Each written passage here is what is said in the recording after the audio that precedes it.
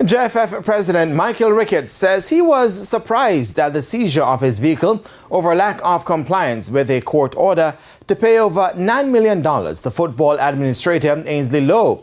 This after a Supreme Court ruling made in a defamation case last year.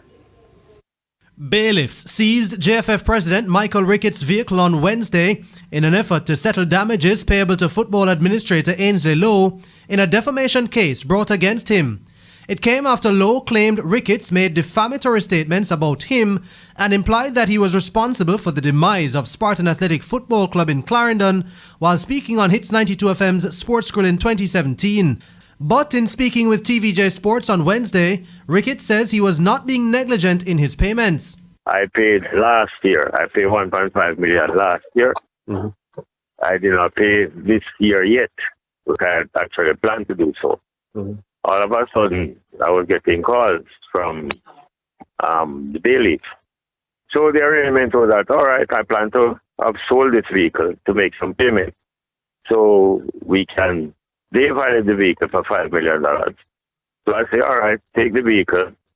And then I would go 2 point something, and then I come in and make arrangements. So it's more of a mutual arrangement. Ricketts says he was taken aback as he believed that there was a mutual understanding of how the money would be paid. There was nothing documented to say how I ought to pay. Nothing at all. Mm-hmm. Was documented to say how I needed to pay. Right. So I volunteered that I would pay 1.5 million per year, and I paid that last year. It was kind of a surprise, really. The JFF president says as far as he is concerned, the matter has been cleared up. So you don't foresee any future issues as it relates to this, because that understanding is in place then? Yeah, man. Yeah, because I have further discussion. I'll have further discussions with the offices of the bailiff. In January 2022, Ricketts was ordered to pay $8 million in damages and $1 million in aggravated damages by the Supreme Court, as well as paying the claimant's cost in the claim.